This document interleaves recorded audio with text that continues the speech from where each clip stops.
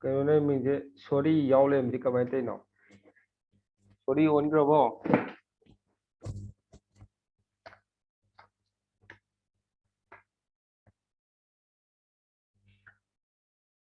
어. hꯧꯔꯁꯤꯀꯣ.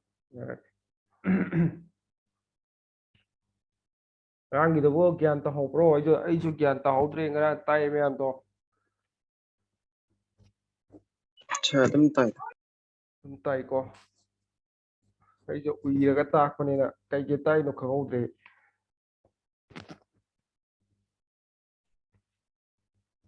ꯉꯔꯥꯡꯒꯤꯗꯣ ꯍꯥꯏꯐꯦꯠ ꯍꯜꯂꯛꯀꯦꯀꯣ. ꯃꯦꯡꯒꯣꯒꯤꯗꯣ ꯍꯥꯏꯔꯛꯀꯦ. ꯁꯨꯃꯥꯏꯅ ꯃꯦꯡꯒꯣ ꯃꯆꯥ ꯑꯄꯤꯛꯄ ꯑꯃ ꯂꯩꯔꯦ ꯍꯥꯏꯕꯗꯣ ꯁꯤꯗꯅ ꯑꯆꯧꯕ ꯑꯃ ꯂꯩꯔꯦ. ꯑꯗꯨꯒ ꯁꯤꯗꯅ ꯀꯔꯤ ꯍꯥꯎꯕ ꯍꯥꯏꯕꯗꯨꯅꯤꯀꯣ. ꯁ꯭ꯋꯤꯠ ꯍꯥꯏꯔꯒꯦ. ꯁꯤꯗꯅ ꯄꯤꯛ ꯍꯥꯏꯔꯒꯦ. ꯐꯥꯔꯃꯔꯁꯤꯅ ꯄꯥꯝꯃꯤꯁꯤ ꯀꯩꯅꯣ? ꯆꯥꯎꯁꯨ ꯆꯥꯎꯕ ꯑꯗꯒꯤ ꯍꯥꯎꯁꯨ ꯍꯥꯎꯕ ꯄꯨꯊꯣꯛꯅꯤꯡꯉꯦ. ꯑꯗꯨꯗꯤ ꯁꯤꯒꯤ ꯃꯦꯡꯒꯣꯁꯤꯗꯒꯤ ꯖꯤꯟꯁ DNA ꯑꯣꯏꯒꯦꯔꯥ ꯖꯤꯟ ꯑꯣꯏꯒꯦꯔꯥ ꯂꯧꯊꯣꯛꯑꯅꯤ. ꯂꯧꯊꯣꯛꯑꯒ ꯑꯇꯣꯞꯄ ꯄꯣꯠ ꯑꯃꯗ ꯄꯨꯍꯟꯈ꯭ꯔꯅꯤ. ꯄꯨꯍꯜꯂꯒ ꯁꯤꯒꯤ ꯑꯆꯧꯕ ꯃꯦꯡꯒꯣꯁꯤꯒꯤ ꯁꯦꯜꯗ ꯍꯥꯞꯆꯤꯟꯒꯅꯤꯀꯣ. ꯑꯗꯨꯒ ꯑꯆꯧꯕ ꯃꯦꯡꯒꯣꯁꯤꯗ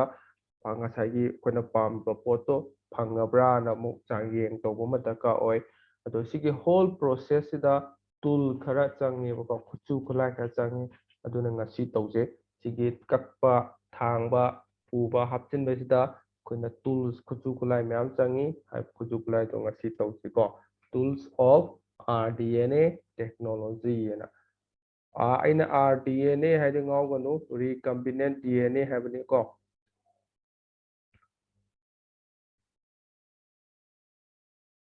ꯇꯨꯜꯁꯤꯡꯗꯣ ꯀꯩꯀꯩꯅꯣ ꯍꯥꯏꯕꯗ ꯅꯝꯕꯔ 1ꯗ restriction enzyme. Number 2दा polymerase enzyme. Number 3दा ligase enzyme. Number 4दा vectors. 5दा host organism. मंगाजे tools of RDNA technology. RDNA technology की tools सिंधो कम कम बनो कहना को. हम लाइन क्वेश्चन हंगना नोय हंगबो क्वेश्चन याम लाइन हंगबो यावबनी सब मन से याम लाइन हंगप याय टूल सिंधो कई के नो हद सी सिंधो होगदबनी को. हान बगी सिना कटिंग तौगदब DNA कटिंग तौगदा. अदुगा सिना कदब सिनै कोई कट तौरनी कोइना कट तौर मटेक तो अमुक सांगतोहनबा अतोप्पा मागी डुप्लीकेट अमुक सेम मतमदा प्राइमर हापगा सांगतोहनबा को एक्सटेंशन तौबदा होय मरकता हायगे को एक्सटेंशन तौबदा अदिगे सिना जॉइनिंग तौबदा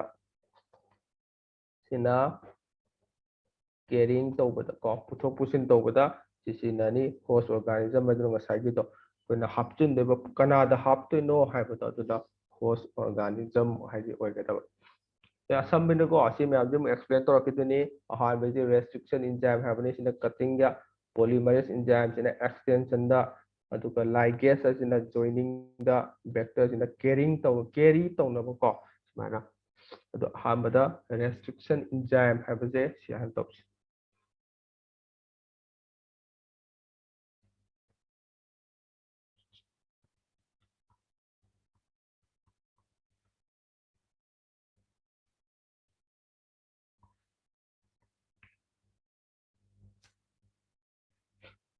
से हाफे पुथोखिबी वारी मिरकेको 1963 दा एंजाइम अनिखक बैक्टीरियोफेज ई कोलाई दा यावबा बैक्टीरियोफेज तगी एंजाइम अनिखक बैक्टीरियोफेज निको. बैक्टीरियोफेज खंबरो सर खंग. खंगिको एक्सप्लेन तौरगी को नोय खंगदे. सिगी ई कोलाई गे बैक्टीरियोफेज दगी एंजाइम अनिखक आइसोलेट तौवे लौथुएबको. एंजाइम टू एंजाइम अनिखक आइसोलेट तौई. एंजाइम अनिदो करिनो हाय मतमदा अमना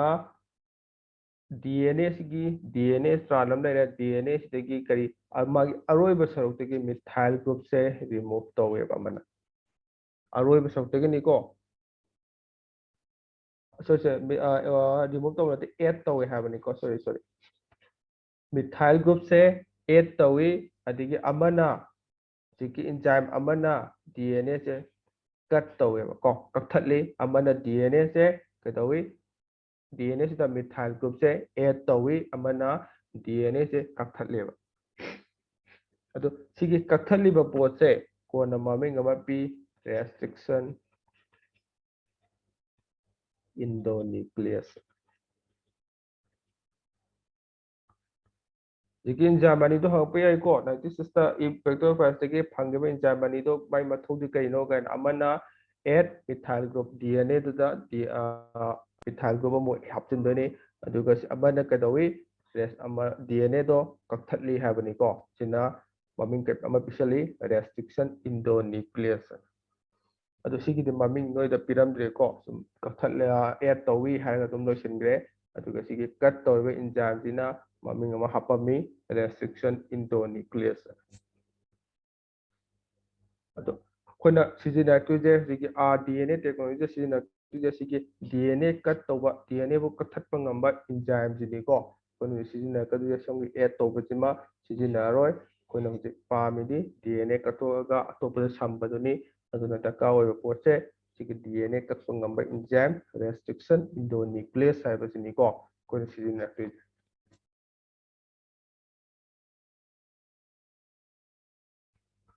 ꯑꯗꯣ ꯁꯨꯃꯥꯏꯅ ꯄꯨꯊꯣꯛꯈ꯭ꯔꯦ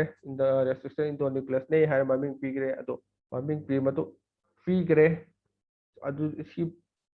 ꯀꯛꯄ ꯉꯝꯃꯤ ꯃꯃꯤꯡ ꯄꯤꯖꯔꯦꯀꯣ ꯑꯗꯣ ꯑꯍꯥꯟꯕ ꯄꯨꯊꯣꯛꯈꯤꯕ restriction endonuclease ꯁꯦ ꯁꯤꯒꯤ ꯃꯃꯤꯡ HIN2 ꯀꯧꯏꯀꯣ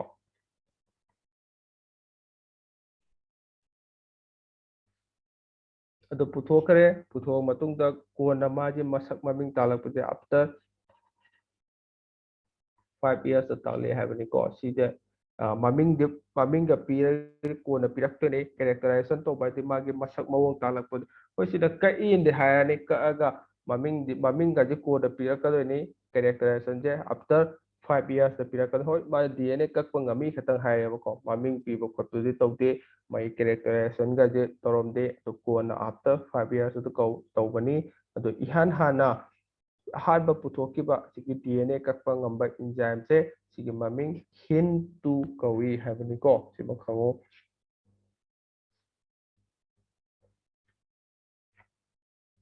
ꯑꯗꯣ ꯃꯣꯏꯅ DNA ꯁꯦ HIN2 ꯁꯤꯅ ꯁꯨꯃꯥꯏꯅ DNA ꯁ꯭ꯇꯥꯟ ꯑꯃ ꯂꯩꯔꯦ ꯑꯗꯣ DNA ꯁ꯭ꯇꯥꯟꯁꯤꯒꯤ ꯀꯛꯅꯤꯡ ꯃꯐꯝꯗ ꯀꯛꯄ ꯌꯥꯕ꯭ꯔꯥ ꯍꯥꯏꯗꯤ ꯌꯥꯗꯦꯀꯣ ꯃꯥꯒꯤ ꯁ꯭ꯄꯦꯁꯤꯐꯤꯛ ꯃꯐꯝ ꯑꯃ ꯃꯥꯅ ꯑꯥꯏꯗꯦꯟꯇꯤꯐꯥꯏ ꯇꯧꯅꯤ ꯃꯥꯅ ꯇꯧꯖꯒꯗꯕꯅꯤꯀꯣ ꯃꯁꯥ ꯃꯇꯣꯝꯇ ꯁ꯭ꯄꯦꯁꯤꯐꯤꯛ ꯁꯦꯀ꯭ꯋꯦꯟꯁ ꯑꯃ ꯃꯥꯅ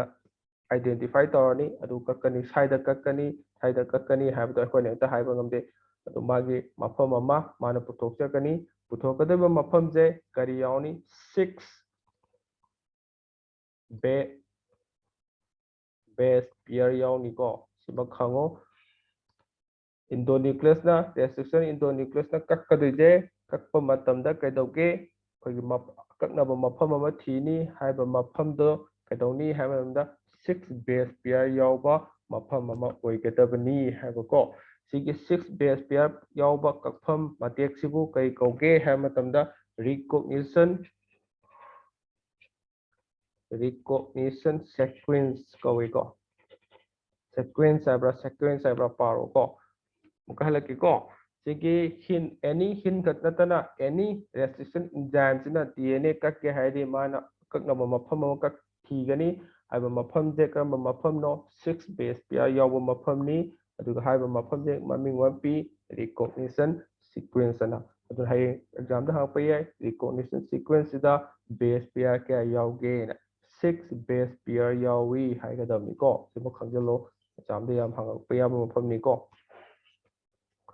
hin ꯈꯛꯇꯤ ꯅꯠꯇꯦꯀꯣ ꯑꯇꯣꯞꯄ ꯃꯌꯥꯝ enzyme ꯃꯌꯥꯝ ꯂꯩꯔꯤ restriction enzyme ꯃꯈꯜ ꯃꯌꯥम ꯂꯩꯔꯤ ꯃꯣꯏꯒꯤ ꯃꯣꯏꯅ ꯐꯪꯁꯟ ꯇꯧꯔꯛꯄ ꯃꯇꯝꯗ ꯁ꯭ꯄꯦꯁꯤꯐꯤꯛ ꯃꯐꯝ ꯑꯃ ꯃꯣꯏ ꯃꯁꯥ ꯃꯇꯣꯝꯇ ꯑꯥꯏꯗꯦꯟꯇꯤꯐꯥꯏ ꯇꯧꯖꯒꯅꯤ ꯑꯥꯏꯗꯦꯟꯇꯤꯐꯥꯏ ꯇꯧꯔꯤꯕ ꯃꯇꯦꯛꯇꯣ ꯕꯦꯁ ꯄꯤꯌꯔ 6 ꯌꯥꯎꯅꯤ ꯍꯥꯏꯔꯤꯕ ꯃꯐꯝꯁꯤ ꯃꯣꯏꯅ ꯃꯃꯤꯡ ꯑꯃ ꯄꯤ recognition sequence ꯑꯅ ꯄꯤ ꯍꯥꯏꯕꯅꯤꯀꯣ ꯑꯗꯣ ꯍꯧꯖꯤꯛ ꯐꯥꯎꯒꯤ ꯑꯣꯏꯅ ꯁꯨꯃꯥꯏꯅ ꯁꯤꯒꯨꯝꯕ enzyme ꯁꯦ 900 plus पुथुए हाबनिको दो सिदि इम्पोर्टेंट होते सुम खंजलो तोंगा बैक्टीरिया होबे अमा होबे मोगी स्ट्रांड की लौथोकपनिको 230 स्ट्रेन सिदगी लौथोगा सेमबनी हजिक फाउदा 900 प्लस लेरे हाबनिको एग्जाम को नसी इम्पोर्टेंट होइदेको सुम खंजलो अदो एग्जाम की दिंग असै ममांगिदो 6 base pair de recognition sequence da 6 base pair yawi habajima khangoroko yabro Saya ye.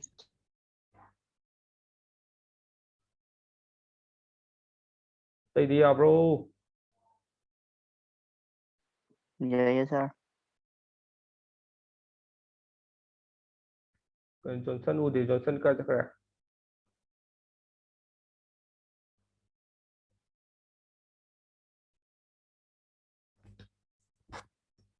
hojiki aina hin haibani ko hin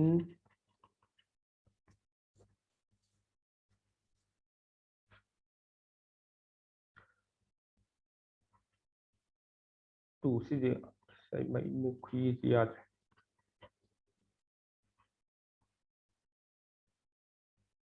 si maming thon ba je kamaina tholino haibani ko da nomenclature of enzyme ko reaction enzyme sina kamain thon ge ha matamda koina bacteria ama sizinani bacterium ama sizinani haiba bacterium do adugi maming lawdeba ko bacterium maming do ina sida hin haire hin haije kaidi lawge ha matamda bacteria maming ama lei Haemophilus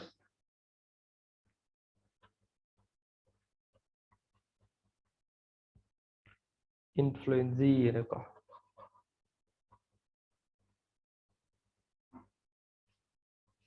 mana bacteria am lebani moidagi lawthoktoini ko lawthoktoini na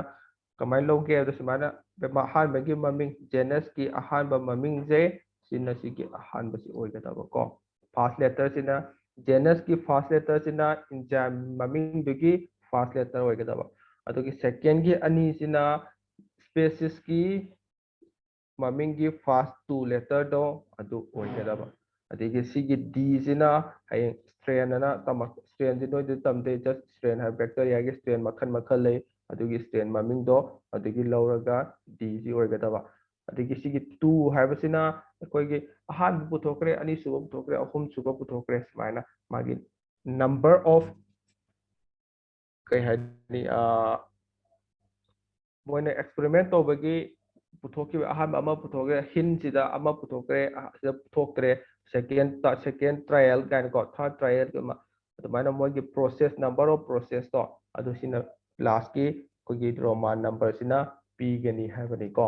the phani ngo ahan bagi hai sina moigi likon lower bacterium dugi genus ki first letter duna ahobje oini aduga second gi ani sina species maming gi first two letter do oigani adugi marakta fourth suba letter duna strain maming dagi ahan badu lothokani aduga last ki roman number sina magi number of adigi kaya suba no makone si puthogi te khone je adigi sigumba hin je sigi hin jida Haemophilus influenza sida kaya suba no enzyme puthoi je haibado adigi matungina number jema hapani ko aduga sigi nomenclature je hayeng tum hangakpa yai ahanbagi sina kaino hangakpa yai bacterium dugi genus mamingi first letter duni haigadaba aduga sigi second jina species mamingi first two letter duni haigadaba digi fourth subasina strand maming digi lowbani haigadaba first letter of strand dugi first letter adu sije capital or ci ko capital or small oirakadabani adu mostly capital on thenarakani ko sigi fourth letter je capital or small adu mostly capital age sidadi nulai matung na sije d oi macha oibani adu tum sigi de macha orani adu atai thena matam de noina asobodu thena su yai ko to sina magi number kyarak su bano haibado adu pigada ya bro maming thon maji ya bro Yes, sir. yai ko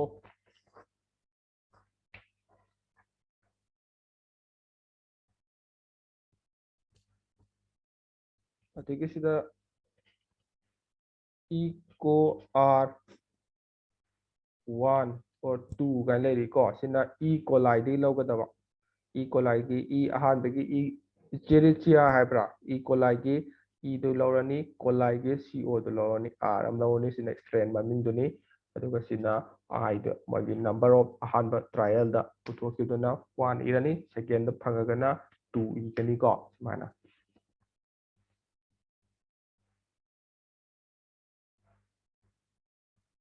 ꯑꯗꯣ ꯁꯤ ꯍꯤꯟ 1ꯁꯦ ꯄꯨꯊꯣꯛꯑꯦꯕꯀꯣ ꯍꯤꯟ 1ꯗꯤ ꯃꯣꯏꯅ successful ꯑꯣꯏꯍꯧꯗꯦꯕꯀꯣ ꯑꯗꯨꯅ ꯏꯟꯖꯥꯏꯝ ꯄꯨꯊꯣꯛꯈꯤꯗꯦꯕ ꯑꯗꯨꯅ ꯍꯤꯟ 2ꯗꯒꯤ ꯁꯤꯗ ꯅꯣꯏꯅ ꯍꯌꯦꯡ ꯍꯥꯞꯄꯦ 2ꯗꯤ direct ꯂꯥꯛꯏꯗꯤ ꯀꯩꯒꯤꯅꯣꯅ 1ꯁꯦ trial ꯇꯧꯋꯤ ꯐꯪꯈꯤꯗꯦꯕꯀꯣ ꯑꯗꯨꯅ ꯁꯦꯀꯦꯟꯗꯒꯤ ꯐꯪꯈꯤ ꯑꯗꯨꯅ ꯑꯍꯥꯟꯕ ꯄꯨꯊꯣꯛꯈꯤꯕ ꯏꯟꯖꯥꯏꯝꯁꯦ ꯔꯦꯁꯇ꯭ꯔꯤꯛꯁꯟ ꯏꯟꯖꯥꯏꯝꯁꯦ ꯍꯤꯟ 2 ꯑꯣꯏꯔꯤꯕꯅꯤ ꯍꯥꯏꯕꯀꯣ ꯍꯤꯟ 1ꯁꯦ ꯇ꯭ꯔꯥꯏꯌꯦꯜ ꯇꯧꯋꯤ ꯕꯠ ꯁꯛꯁꯦꯁꯐꯨꯜ ꯑꯣꯏꯈꯤꯗꯦꯕ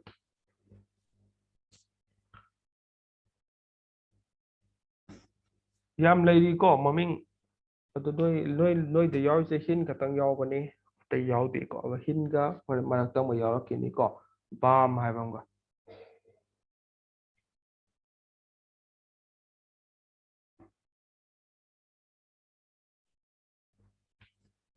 ꯑꯗꯣ ꯍꯧꯖꯤꯛꯀꯤ ꯔꯦꯁꯇ꯭ꯔꯤꯛꯁꯟ ꯏꯟꯖꯥꯏꯝꯗꯣ ꯔꯦꯁꯇ꯭ꯔꯤꯛꯁꯟ ꯏꯟꯗꯣꯅꯤꯀ꯭ꯂꯁ ꯅꯠꯇꯦꯀꯣ ꯁꯤꯒꯤ ꯀꯛꯊꯣꯛ ꯀꯛꯁꯤꯟ DNA ꯀꯛꯄ ꯉꯝꯕ ꯏꯟꯖꯥꯏꯝꯁꯦ ꯃꯈꯜ ꯑꯅꯤ ꯂꯩꯀꯣ ꯔꯦꯁꯇ꯭ꯔꯤꯛꯁꯟ ꯏꯟꯖꯥꯏꯝ ꯍꯥꯏꯗꯤ DNA ꯀꯛꯄ ꯉꯝꯕ ꯏꯟꯖꯥꯏꯝꯗꯨꯅꯤ restriction enzyme ꯃꯈꯜ ꯑꯅꯤ ꯂꯩꯅꯤ exonuclease ꯍꯥꯏꯕ ꯑꯃ ꯑꯩꯈꯣꯏꯅ ꯍꯧꯖꯤꯛ ꯃꯃꯥꯡꯗ ꯇꯝꯈꯤꯕ ꯃꯃꯥꯡꯗ ꯄꯟꯈꯤꯕꯗꯣ endonuclease ꯍꯥꯏꯕ ꯑꯃ exonuclease ꯁꯤꯅꯅꯦ DNA ꯀꯛꯀꯅꯤ ꯀꯥꯏꯗ ꯀꯛꯀꯅꯤ DNA ꯁꯨꯃꯥꯏꯅ ꯁ꯭ꯇꯔꯥꯟ ꯑꯃ ꯂꯩꯔꯦ ꯁꯤꯒꯤ ꯁ꯭ꯇꯔꯥꯟꯗꯒꯤ ꯑꯔꯣꯏꯕ ꯁꯔꯨꯛ ꯁ꯭ꯋꯥꯏꯗ ꯀꯛꯀꯅꯤ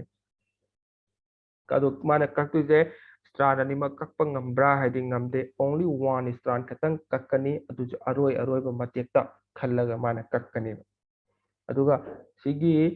ꯏꯟꯗꯣꯅ꯭ꯌꯨꯀ꯭ꯂꯁꯅ ꯀꯩꯅꯤ ꯀꯃꯥꯏꯅ ꯀꯛꯀꯅꯤ ꯑꯦꯅꯤ ꯃꯥꯅ ꯉꯁꯥꯏ ꯁ꯭ꯄꯦꯁꯤꯐꯤक ꯖꯒꯥ ꯑꯃ ꯈꯜꯂꯅꯤ ꯃꯥꯅ ꯄꯥꯝꯕ ꯖꯒꯥ ꯑꯃ ꯈꯜꯂꯅꯤ ꯄꯥꯝꯕ ꯖꯒꯥꯗ ꯁꯨꯃꯥꯏꯅ ꯑꯅꯤꯃꯛꯇ ꯁ꯭ꯇꯔꯥꯟ ꯑꯅꯤꯃꯛꯇ ꯀꯛꯀꯅꯦꯕ ꯁꯨꯃꯥꯏꯅ ꯀꯛꯄꯗꯣ ꯁꯨꯃꯥꯏꯅ ꯐꯩꯅ ꯀꯛꯄ ꯑꯃ ꯌꯨꯡꯅ ꯀꯛꯄ ꯑꯃ ꯂꯩꯔꯛꯀꯅꯤꯀꯣ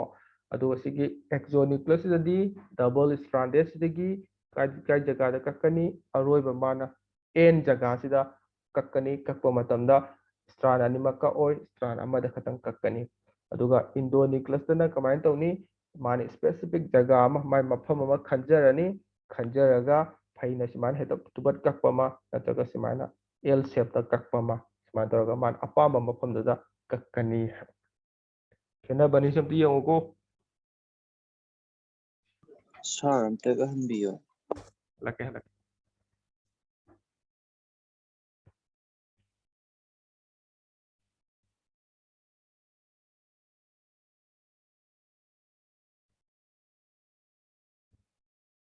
से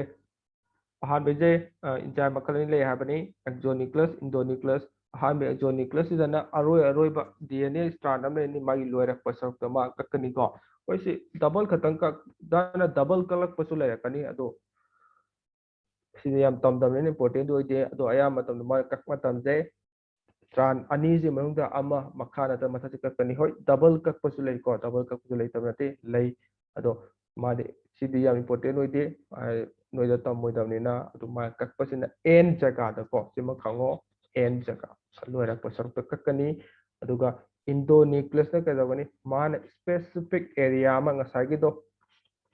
स्पेसिफिक रिकॉग्निशन सीक्वेंस हैबदो अदु मान हाना खंदोकनी खंदो मतुंगा कक्कनी कक्पजे सिमाना फैना कक्पमा अदु एल शेप द कक्पमा सिमाना कक्कनी है सिदे मान अपाम मफम थीदोनी को इंडोन्यूक्लियस की दे एक्सोन्यूक्लियस ना अपाम मफम थीरोय लोयरकपद कक्कनी दो माना सिदना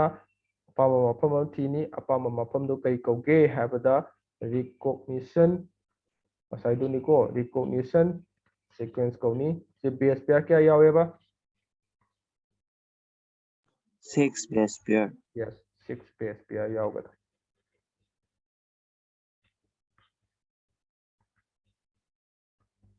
सिखतनी को खेना बजे ꯑꯗꯨ ꯈꯦꯠꯅꯕꯁꯦ ꯐꯔ ꯁꯣꯏꯗꯅꯒ ꯍꯌꯦꯡ ꯑꯦꯛꯖꯥꯝꯗꯒ ꯐꯠꯀ ꯍꯪꯒꯦ ꯑꯗꯨ ꯑꯗꯨꯝ ꯍꯪꯉꯛꯄ ꯌꯥꯗꯣꯏꯅꯤꯀꯣ ꯑꯗꯣ ꯁꯤꯒꯤ ꯏꯟꯗꯣꯅ꯭ꯌꯨꯀ꯭ꯂꯤꯌꯁꯁꯦ ꯁꯤꯅ RNA ꯗꯤ ꯀꯛꯄ ꯉꯝꯗꯦꯀꯣ ꯁꯤꯃ ꯈꯪꯍꯧꯔꯣ ꯂꯥꯏꯔꯤꯛꯇꯗꯤ ꯍꯥꯏꯗꯕꯅꯤ ꯏꯟꯗꯣꯅ꯭ꯌꯨꯀ꯭ꯂꯤꯌꯁꯅ RNA ꯗꯤ ꯀꯛꯄ ꯉꯝꯗꯦ ꯑꯗꯨꯒ ꯑꯦꯛꯖꯣꯅ꯭ꯌꯨꯀ꯭ꯂꯤꯌꯁꯅꯗꯤ RNA ꯁꯨ DNA ꯁꯨ ꯀꯛꯄ ꯉꯝꯃꯤꯀꯣ ꯑꯗꯨꯒ ꯏꯟꯗꯣꯅ꯭ꯌꯨꯀ꯭ꯂꯤꯌꯁꯇꯤ RNA ꯀꯛꯄ ꯉꯝꯗꯦꯀꯣ ꯁꯤꯃ ꯈꯪꯍꯧ ꯑꯗꯨꯝ ꯇꯥꯝꯗꯤ ꯈꯪꯖꯧꯀꯣ ꯀꯩꯅꯣ ꯇꯧꯍꯧꯕꯅꯤ ꯂꯥꯏꯔꯤꯛꯇꯕꯨ ꯅꯣꯏꯗ ꯌꯥꯎꯗꯕꯅꯤ ꯑꯗꯣ ꯑꯍꯦꯟꯕ ꯍꯥꯞꯆꯤꯜꯂꯛ ꯑꯩ ꯃꯆꯥ ꯑꯃ ꯍꯥꯞꯄꯝꯕꯅꯤꯀꯣ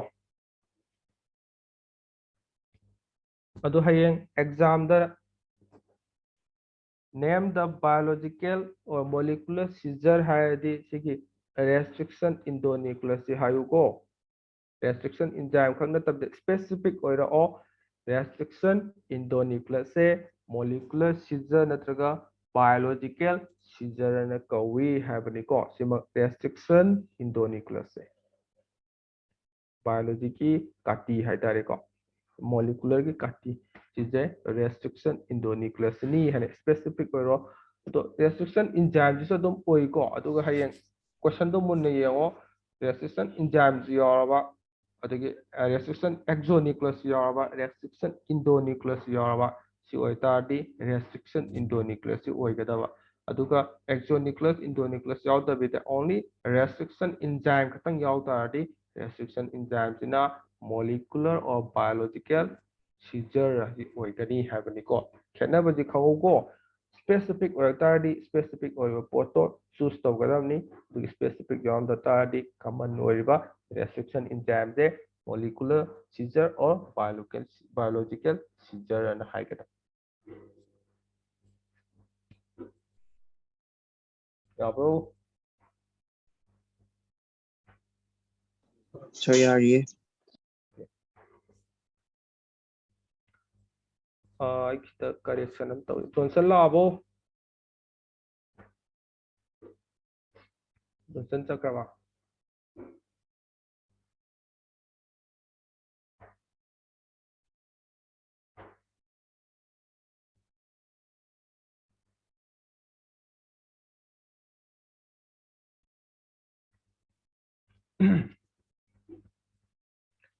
ꯑꯗꯣ ꯃꯥꯅ ꯍꯧꯖꯤꯛ restriction endonuclease ꯇꯧꯔꯦ ꯑꯗꯣ ꯃꯥꯅ ꯑꯄꯥꯝꯕ ꯃꯐꯝ ꯑꯃ ꯊꯤꯅꯤ ꯍꯥꯏꯕꯅꯤꯀꯣ ꯃꯥꯅ ꯃꯐꯝ ꯊꯤꯕꯁꯦ ꯀꯩ ꯀꯧꯒꯦ ꯍꯥꯏꯕ inspecting ꯀꯧꯏꯀꯣ ꯍꯌꯦꯡ ꯍꯪꯉꯛꯄ inspecting ꯁꯦ ꯀꯔꯝꯕ enzyme ꯒ ꯃꯔꯤ ꯂꯩꯅꯒꯦ ꯀꯥꯏꯅ ꯍꯪꯉꯛꯄ ꯌꯥꯏꯀꯣ restriction endonuclease ꯒ ꯃꯔꯤ ꯂꯩꯅꯩ ꯁꯤꯃ ꯈꯪꯍꯧꯔꯣ ꯑꯗꯣ ꯃꯥꯅ ꯍꯣꯔꯦꯟ ꯀꯛꯀꯅꯤ restriction endonuclease ꯅ DNA कक्कनी करंबा बोंड कक्के है तादि करंबा मफम द कक्के है दी नोना DNA की स्ट्रक्चर तंबा शुगर फॉस्फेट बैकबोन ना मैं यावबनी को DNA दा हाइब सरुक से सिगी बैकबोन जे कक्थत तोइनी को कनाना restriction endonuclease ना हयें कदाइदा बेस पेयर बुदी खल्लनी बेस पेयर खल्ल मतुग द करंबा अखोय द बॉन्डिंग DNA की स्ट्रक्चर द करंबा पार्ट का जगह द कक्थत के हंगता दी शुगर फॉस्फेट बैकबोन से सि कक्थतली हाइगदबनी को इंपोर्टेंट ओय एग्जाम गना एग्जाम की पॉइंट ऑफ व्यू दे या इंपोर्टेंट ओय बसरुक को शुगर फॉस्फेट बैकबोन सिदा कक्थतली हाइबा को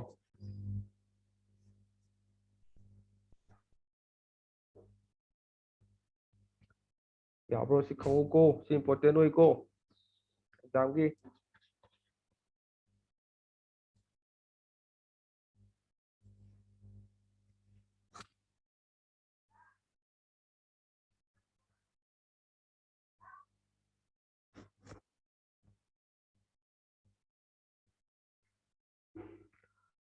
तुगा हौजिक माने स्पेसिफिक सीक्वेंस अमा 6 बेस पेयर ओइबा 6 बेस पेयर ओइबा मफम अमा खन्नी है रिकॉग्निशन सीक्वेंस अमा खन्नी हाबनी को बेस ने इलेरे सि खन्नी हाबनी खनबजे करम सीक्वेंस खनगे है मतमदा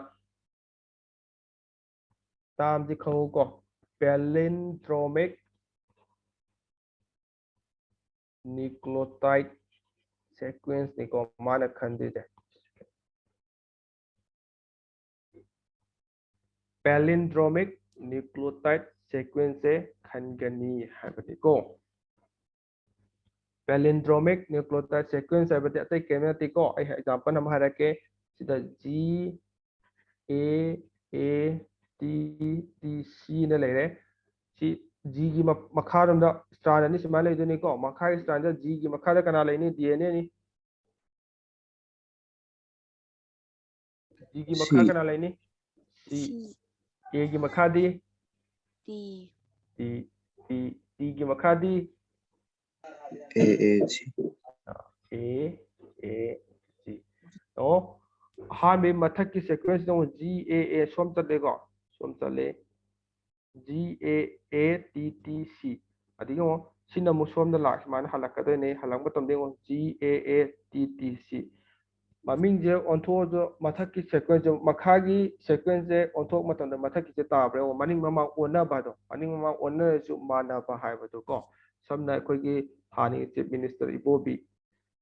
माय ममिंग जे ओ मनिंग दी ओलस तुम इबोबी ममा दी ओलस तुम को तुम इबोबी कौवी को सिगुम्बा सीक्वेंस से सिगुम्बा हिमाना अरेंजमेंट जे सिबु कई कौवी पैलिंड्रोमिक कौवी हाइबनी को अदो अखोना तमिजिना न्यूक्लियोटाइड नि DNA गिनी अदुना सीक्वेंस ऑफ पैलिंड्रोमिक सीक्वेंस अना हाइरकनी है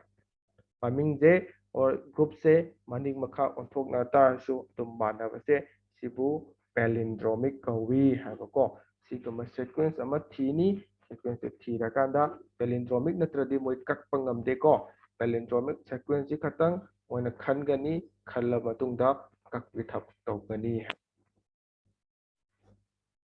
याब्रो पैलिंड्रोमिक सी यारबो यार sir ay khangouda yawbro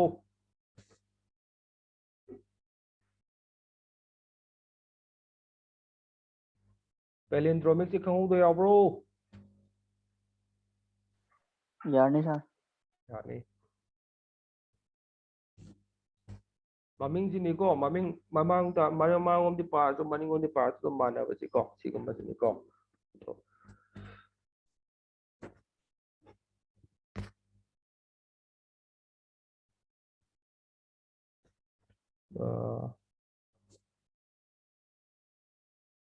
makha hierarchy ko loi lai ta ba yaw ba ni ko thok re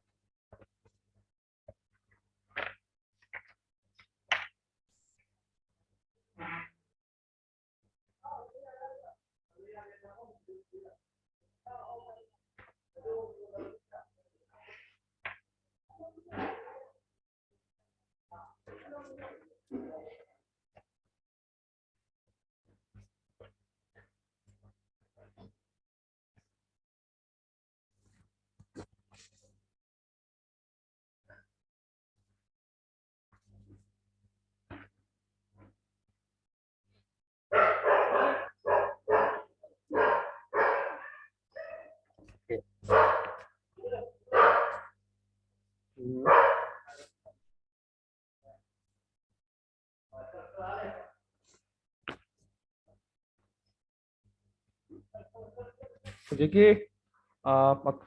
khona hujik enzyme am tong gibdo hin D2 ni ko ye hin D2 si enzyme jina DNA je kamane kakke haibadu yeng ji ko example noi to yawani mana DNA strand ले रहे सीधा 5 prime ले रहे G A A T T C ले रहे सिना मागी hin D2 की recognition sequence निको सिमा खंगोरो what is the recognition sequence of hin D2 when hangak pa ye recognition sequence of hin D2 is GAA TT C निको the 5 prime or the kaya prime the kaya kayo ni 3 prime 3 prime makarom the jo chamana lak to ni ko sidana 5 prime or ni sidana G A A T T C ko ni ko sidana 3 prime or ni ado सिगे Hindi सिना कमायना कक्के है मतंदा माना कक्पजे जी गा ए गे मरक सि कएबा माना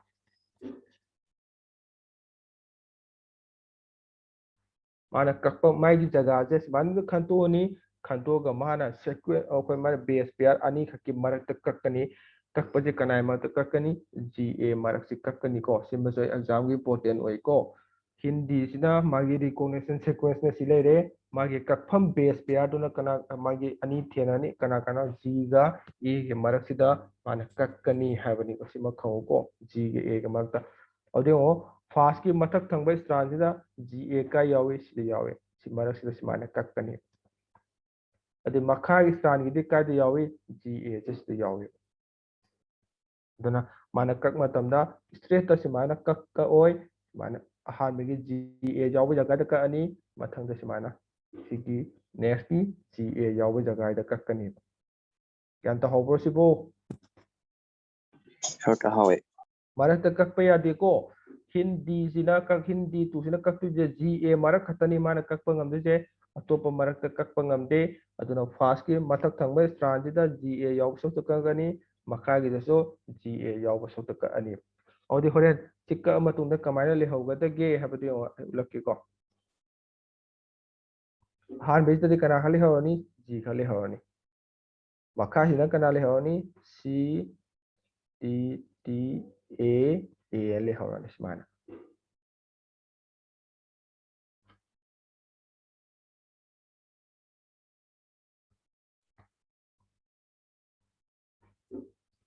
स्माना को L shape त ले हवनी सोम जो थोक के ने को थो कक क्यू मते तो सोम के सो एल शेप त ले हवनी बा स्माना एल शेप त तहाव सिगी मवोंग से सि एन कखदी अलोय असिना अरोय बोय देनी को सिना अरोय बोय देनी सिगुम अरोय बस स्माना एल शेप त तहाव जे के कौनी स्टिकी एन कौनी बा का मतुंग दा स्माना एल शेप त तहाव बसनी को अरोय बजे एल शेप त तहाव बसिंग जे स्टिकी एन कौनी है और over hanging stresses kan harakpa yai ko noi nga hon di ga na noi lai to budi yawani over hanging stresses simana maming ama pira su yai or sticky end ha ju ko sigu over hanging stresses na sai matyak se si hanging di hang adi yala lai ba do adi mong do lai na over hanging stresses na ko bani adu ka sigi l shape ta mai end je l shape ta lo na sticky end ko Sir, wi overhanging ke hai no? overhanging stresses है को मतेक का है बतो STRETCHES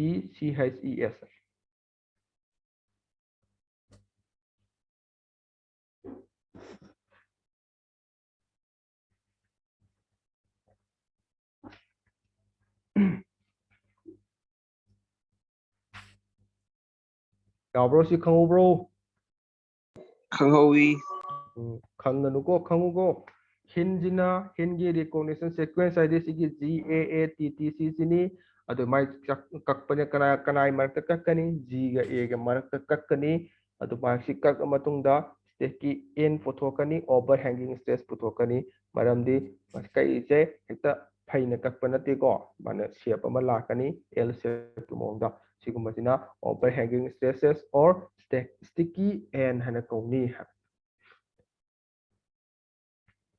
अतो नोगी लेक्टर द याउदे अदुगा सिगे स्टिकी इन नतबा ब्लन इन ताबा म लई को आई मौलके ALU 1 को बम लई को जो एंजाइम नि मागे एंजाइम सिगे मागे रिकॉग्निशन सीक्वेंस ने कइनो AGCT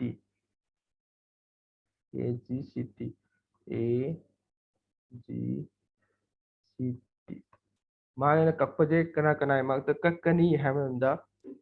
जीगा सी की मरक कक्कनी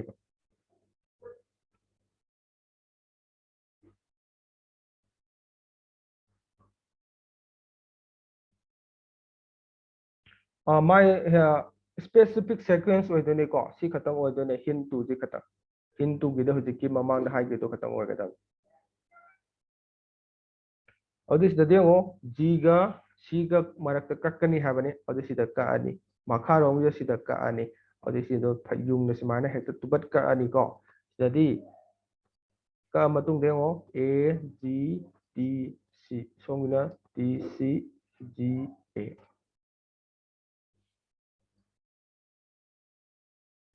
ꯁꯤꯗꯤ ꯁꯨꯃꯥꯏꯅ ꯇꯥꯔꯅꯤꯕ ꯉꯁꯥꯏ L ꯁꯦꯞꯇꯨ ꯇꯥꯔꯣꯏꯕ ꯁꯨꯃꯥꯏꯅ ꯇꯥꯕꯁꯤꯅ ꯀꯩ ꯀꯧꯅꯤ ꯕ꯭ꯂꯟ ꯀꯧꯅꯤꯀꯣ ꯕ꯭ꯂꯟ N ꯑꯗꯨꯒ ꯉꯁꯥꯏꯒꯤ L ꯁꯦꯞꯇ ꯇꯥꯔꯒꯅ sticky N ꯍꯥꯏꯒꯗꯕ ꯑꯗꯨ ꯁꯨꯃꯥꯏꯅ ꯃꯌꯥꯏꯗ ꯍꯦꯛꯇ ꯇꯨꯕꯠ ꯀꯛꯊꯠꯄꯁꯤꯡꯁꯤꯅ ꯕ꯭ꯂꯟ N ꯍꯥꯏꯅ ꯀꯧꯒꯅꯤꯀꯣ ꯑꯗꯣ ꯃꯣꯏꯁꯤꯅ ꯍꯧꯖꯤꯛꯀꯤ sticky N ꯁꯤꯒ ꯕ꯭ꯂꯟ N ꯒꯁꯦ ꯍꯣꯔꯦꯟ ꯁꯝꯕ ꯃꯇꯝꯗ ꯀꯅꯥꯅ ꯍꯦꯟꯅ ꯅꯨꯡꯉꯥꯏꯒꯦ ꯍꯥꯏꯕ ꯃꯇꯝꯗ sticky N ꯅ ꯍꯦꯟꯅ ꯅꯨꯡꯉꯥꯏꯌꯦꯕꯀꯣ ꯑꯗꯨꯒ ꯕ꯭ꯂꯟ N ꯁꯤꯗꯤ ꯁꯝꯗꯣꯛ ꯁꯝꯖꯤꯟ ꯇꯧꯕ ꯃꯇꯝꯗ ꯈꯤꯇꯪ ꯊꯕꯛ ꯈꯔ ꯈꯨꯠ ꯈꯔ ꯆꯪꯉꯤ ꯑꯗꯨꯅ ꯅꯨꯡꯉꯥꯏꯕꯗꯤ ꯉꯁꯥꯏꯒꯤ sticky N ꯇꯥꯔꯛꯄꯁꯤꯡꯗꯨꯅ ꯅꯨꯡꯉꯥꯏꯕ ꯍꯦꯜꯂꯤ ꯍꯥꯏꯕꯅꯤꯀꯣ ꯑꯗꯨ ꯅꯣꯏꯗ ꯁꯤ ꯇꯝꯗꯦ ꯖꯁ ꯑꯩꯅ ꯇꯥꯔꯛꯄꯗꯣ ꯎꯠꯂꯝꯕꯅꯤꯀꯣ ꯃꯃꯥꯡꯒꯤꯗꯣ ꯈꯤꯇꯪ ꯏꯝꯄꯣꯔꯇꯦꯟ ꯑꯣꯏ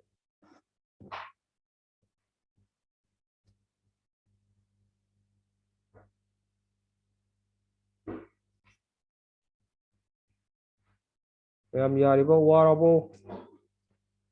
ꯋꯥꯗꯦꯗ ꯁꯥꯔ ꯋꯥꯗꯦꯀꯣ ꯌꯥꯔꯤ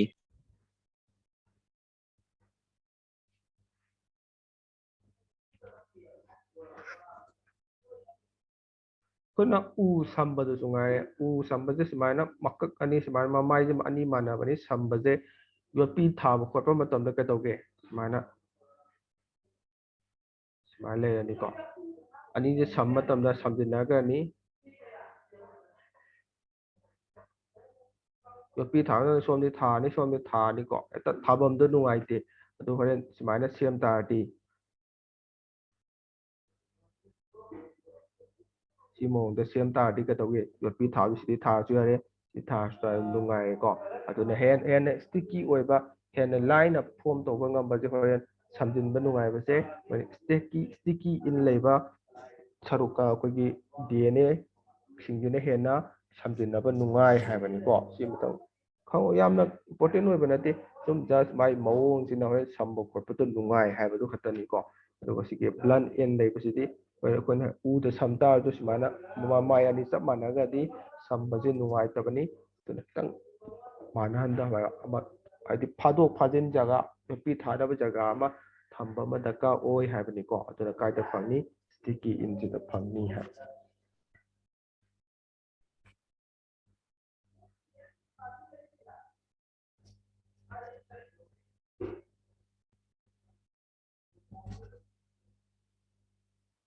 ꯑꯗꯣ ꯍꯣꯔꯦꯟ ꯁꯨꯃꯥꯏꯅ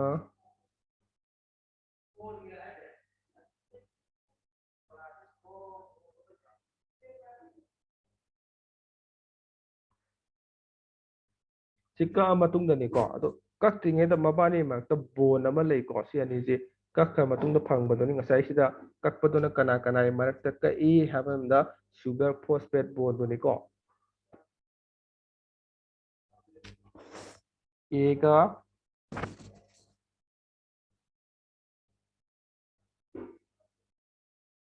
ꯍꯥꯟꯅ ꯀꯛꯀꯗꯣ ꯑꯦꯒ ꯖꯤꯒ ꯃꯔꯛꯇ ꯀꯛꯄ꯭ꯔꯥ ꯁꯤ ꯃꯔꯛꯇ ꯁꯤ ꯀꯛꯏꯁꯤꯅ ꯀꯅꯥꯗ ꯀꯛꯏꯅꯣ ꯁꯨꯒꯔ ꯐꯣꯁꯐꯦꯠ ꯕꯣꯟꯗꯣ ꯀꯛꯄꯅꯤ ꯑꯗꯣ ꯁꯤꯒꯤ ꯏꯁꯇ꯭ꯔꯥꯟ ꯑꯅꯤꯁꯦ ꯃꯔꯛꯇ ꯀꯔꯤ ꯕꯣꯟ ꯂꯩ ꯍꯥꯏꯒꯦ ꯑꯦꯅꯤ DNA ꯏꯁꯇ꯭ꯔꯥꯟ ꯑꯅꯤ ꯂꯩ ꯑꯅꯤꯁꯤ ꯃꯔꯛꯇ ꯀꯔꯤ ꯕꯣꯟ ꯂꯩ ꯍꯥꯏꯒꯦ ꯀꯔꯤ ꯕꯣꯟꯅ ꯄꯥꯏ ꯍꯥꯏꯒꯦ ꯐꯣꯁꯐꯣ ꯏꯁꯇꯔ ꯕꯣꯟ ꯐꯣꯁꯐꯣ ꯗꯥꯏ ꯏꯁꯇꯔ ꯑꯣꯏꯗꯣꯏꯔꯣ ꯏꯁꯇꯔ ꯑꯣꯏꯗꯣꯏꯔꯣ ꯗꯥꯏꯁꯇꯔ ꯆꯨꯝꯃꯕꯣ हाइड्रोजन वो हाइड्रोजन बॉन्डनिको हाइड्रोजन बॉन्ड नत्रो ꯁꯥꯔ ꯃꯥꯅꯦ ꯁꯥꯔ ꯑꯩꯗꯤ DNA ꯑꯅꯤꯗꯨ ꯃꯥꯜꯂꯒ ꯑꯩꯗꯤ ꯏꯁꯇ꯭ꯔꯥꯟꯗꯨ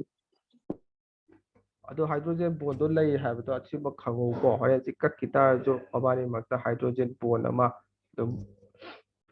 ꯄ꯭ꯔꯦꯝ ꯑꯃ ꯂꯩ ꯍꯥꯏꯕꯗꯨꯅꯤꯀꯣ ꯁꯝꯖꯤꯟꯅ ꯇꯥꯔꯁꯨ ꯍꯥꯏꯗ꯭रोजन ꯕꯣꯟꯗꯤ ꯊ꯭ꯔꯨꯗ ꯁꯝꯖꯤꯟꯅꯒꯅꯤ ꯑꯗꯨꯅ ꯃꯕꯥꯅꯤꯒꯤ ꯁꯤꯒꯨꯝꯕ ꯁ꯭ꯇꯤꯛꯀꯤ ꯑꯦꯟꯁꯦ ꯁꯤꯒꯨꯝꯕꯁꯦ ꯍꯣꯔꯦꯟ ꯁꯝꯕ ꯃꯇꯝꯗꯁꯨ ꯍꯥꯏꯗ꯭रोजन ꯕꯣꯟ ꯑꯃꯨꯛ ꯑꯇꯣꯞꯄ ꯁꯝꯃꯛ ꯇꯥꯔꯁꯨ ꯍꯥꯏꯗ꯭रोजन ꯕꯣꯟꯒꯨꯝꯕ ꯑꯃꯅ ꯍꯥꯏꯗ꯭रोजन ꯕꯣꯟ ꯑꯗꯨꯝ ꯁꯝꯃꯛꯀꯅꯤ ꯍꯥꯏꯕꯅꯤꯀꯣ ꯑꯗꯨꯃ ꯈꯪꯖꯤꯜꯍꯧꯔꯣ ꯑꯗꯨꯝ ꯀꯣꯛꯇ ꯍꯥꯞꯆꯤꯜꯂꯧꯔꯣꯀꯣ DNA ꯁꯝꯕꯩ ꯃꯔꯛꯇ ꯃꯕꯥꯅꯤ ꯃꯔꯛꯇ DNAꯒꯤ ꯏꯁꯇ꯭ꯔꯥꯟ ꯑꯅꯤ ꯃꯔꯛꯇ ꯑꯗꯨꯝ ꯍꯥꯏꯗ꯭रोजन ꯕꯣꯟ ꯂꯩꯔꯦ ꯍꯥꯏꯕꯁꯤꯃ ꯀꯥꯎꯔꯅꯨꯀꯣ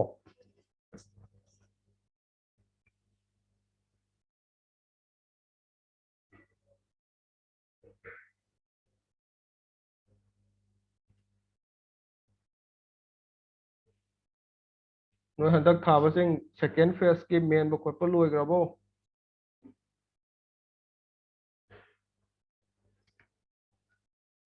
ꯈꯨꯝꯃꯛꯇ꯭ꯔꯦ. ꯍꯥꯏꯗꯣꯛꯄ ꯀꯤꯔꯕꯣ?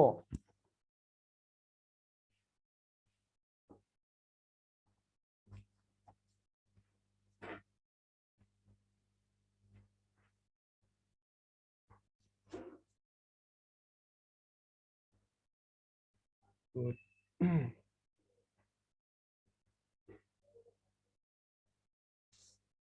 ꯑꯇꯩꯗꯤ ꯃꯥꯏꯀꯦꯜ ꯃꯦꯟꯕ ꯂꯣꯏꯈ꯭ꯔꯕꯣ?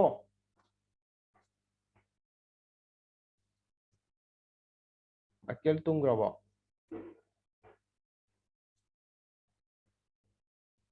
Lối tụm nơ rồi ba. ꯑꯩ ꯂꯩꯇꯥ ꯂꯣꯏ ꯇꯨꯝ ꯂꯩꯔꯕꯣ?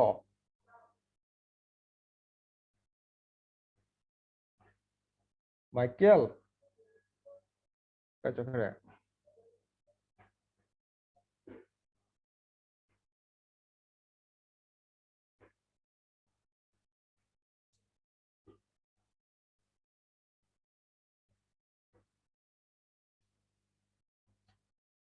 ꯗꯦꯕꯤꯂꯥꯗꯤ ꯊꯥꯕ꯭ꯔꯣ?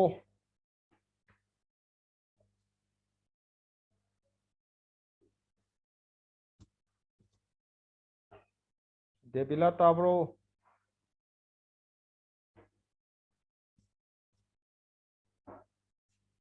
ꯀꯩꯅꯣ ꯃꯌꯥꯝꯁꯦ ꯑꯣꯟ ꯇꯧꯔꯝꯃ ꯂꯣꯏ ꯆꯠꯈ꯭ꯔꯕꯣ?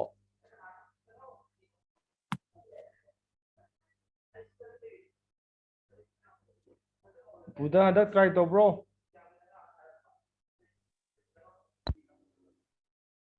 Tꯧꯋꯦ ꯁꯥꯔ. ꯁꯦꯀꯦꯟ ꯐꯦꯁ ꯃꯦꯟꯕ ꯂꯣꯏꯈ꯭ꯔꯕꯣ? ꯃꯦꯟꯈ꯭ꯔꯦ. ꯀꯣꯏꯁꯟ ꯀꯃꯥꯏꯅ ꯇꯧꯔꯝꯒꯦ? ꯈꯪꯗꯦꯗ. ꯈꯪꯗꯦꯗ ꯍꯥꯏꯗꯣꯛꯑ ꯈꯪꯒꯅꯤꯀꯣ. ꯎꯝ.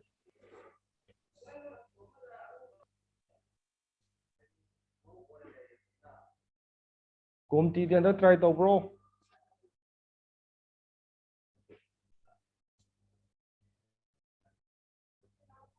Tꯧwé sir. ꯁꯦꯀꯦꯟ ꯐꯦꯁ ꯃꯦꯟꯕ ꯂꯣꯏꯔꯕꯣ? Lôi rồi. Good. ꯍꯜꯂꯛꯇꯧ ꯃꯥꯟꯕ꯭ꯔꯣ? Khꯪꯗꯦ ꯑꯗꯨꯗꯤ. ꯈꯜꯂꯛꯄ ꯑꯣꯏꯁꯅꯨꯀꯣ ꯗꯥꯎ ꯌꯥꯗꯅ. ꯗꯥꯎ ꯌꯥꯗꯗꯅ ꯈꯜꯂꯛꯄ ꯑꯣꯏꯁꯅꯨꯀꯣ.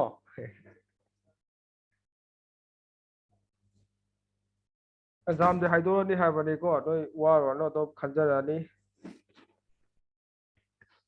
ꯗꯦꯠ 20 ꯐꯥꯎ ꯃꯅꯨꯡꯗ ꯍꯥꯏꯗꯣꯛꯇꯧ ꯃꯥꯜꯂꯤ.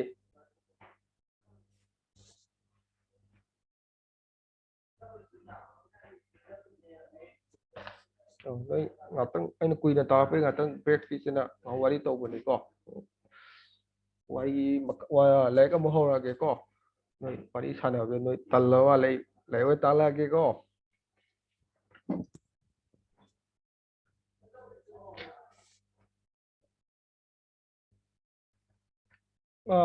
ꯑꯇꯣꯞꯄ ꯊꯥꯏꯅꯒꯤ ꯍꯥꯟꯅꯒꯤ ꯂꯥꯏꯔꯤꯛ ꯑꯔꯤꯕ ꯂꯩ ꯍꯥꯏꯇꯥꯔꯦ ꯑꯩꯈꯣꯏꯅ ꯔꯤꯐꯔꯦꯟꯁ ꯕꯨꯛꯀ ꯍꯥꯏꯕꯅꯦꯀꯣ. ꯑꯗꯨꯗꯤ ꯇꯣꯉꯥꯟꯅ ꯍꯧꯖꯤꯛꯀꯤ ꯑꯦꯟꯖꯥꯏꯝ ꯃꯌꯥꯝꯁꯤ ꯀꯩ ꯀꯩꯅꯣ ꯁꯤꯒꯤ ꯇꯨꯜꯁꯤꯗ ꯔꯦꯁꯇ꯭ꯔꯤꯛꯁꯟ ꯉꯁꯥꯏꯒꯤ ꯇꯨꯜꯁꯤꯗ ꯍꯥꯏꯈꯤꯕ ꯃꯌꯥꯝꯗꯣ ꯂꯥꯏꯒꯦꯁ DNA ꯄꯣꯂꯤꯃꯔꯦꯁ ꯔꯦꯁꯤꯁꯇꯦꯟ ꯏꯟꯖꯥꯏꯝ ꯍꯥꯏꯕꯗꯣ ꯇꯣꯉꯥꯟ ꯇꯣꯉꯥꯟ ꯏꯗꯦꯕꯀꯣ. ꯑꯗꯨꯝ ꯏꯟꯖꯥꯏꯝ ꯍꯥꯏꯔꯒ ꯄꯨꯂꯞ ꯏꯟꯖꯥꯏꯝ ꯃꯌꯥꯝꯗꯣ ꯇꯝꯃꯦꯕ. ꯑꯗꯣ ꯅꯣꯏꯒꯤ ꯁꯤꯒꯤ NCERTꯒꯤ ꯂꯥꯏꯔꯤꯛꯁꯤꯗꯅ ꯇꯣꯉꯥꯟ ꯇꯣꯉꯥꯟ ꯃꯃꯤꯡ ꯄꯤꯌꯦ. ꯑꯗꯨꯅ ꯁꯤꯗ ꯍꯣꯔꯦꯟ ꯉꯁꯥꯏ ꯏꯟꯖꯥꯏꯝ ꯃꯌꯥꯝꯗꯣ ꯃꯔꯛ ꯃꯔꯛꯇ ꯊꯣꯛꯂꯛꯀꯅꯤ. ꯑꯗꯨꯗ ꯅꯣꯏ ꯅꯁꯥꯅ ꯈꯪꯍꯧꯀꯣ. ꯉꯁꯥꯏꯒꯤ ꯄꯣꯂꯤꯃꯦꯔꯦꯁꯇꯨꯅ ꯁꯤꯗ ꯌꯥꯎꯈ꯭ꯔꯦ. ꯉꯁꯥꯏ ꯂꯥꯏꯒꯦꯁꯇꯨꯅ ꯁꯤꯗ ꯌꯥꯎꯔꯦ ꯍꯥꯏꯕꯗꯣ ꯖꯁ ꯅꯤꯡꯁꯤꯡꯉꯨ. ꯑꯗꯨ ꯅꯠꯇꯕꯤꯗ ꯍꯥꯟꯅꯒꯤ ꯇꯝ ꯇꯥꯔꯗꯤ ꯄꯨꯂꯞ ꯏꯟꯖꯥꯏꯝ ꯍꯥꯏꯔꯒ ꯀꯔꯝ ꯀꯔꯝꯕ ꯏꯟꯖꯥꯏꯝꯁꯤꯡ ꯁꯤꯗ ꯆꯪꯒꯦ ꯍꯥꯏꯕꯗꯨꯒ ꯇꯝꯕꯅꯤ. ꯑꯗꯣ ꯁꯤꯗꯗꯤ ꯑꯩꯅ ꯍꯣꯔꯦꯟ ꯁꯣꯏꯗꯅ ꯄꯟꯈꯤꯗꯕ ꯌꯥꯎꯗ꯭ꯔꯁꯨ ꯍꯥꯏꯗꯤ ꯏꯟꯖꯥꯏꯝ ꯑꯃ ꯗꯥꯏꯔꯦꯛ DNA ꯄꯣꯂꯤꯃꯔꯦꯁꯅ ꯗꯥꯏꯔꯦꯛ ꯇꯥꯛꯂꯛꯇ ꯇꯥꯔꯁꯨ ꯃꯔꯛꯇ ꯄꯜꯂꯛꯀꯅꯤ. ꯑꯗꯣ ꯉꯁꯥꯏ ꯁꯤꯗ ꯌꯥꯎꯈꯤ ꯍꯥꯏꯕꯗꯣ ꯈꯪꯍꯧꯀꯣ.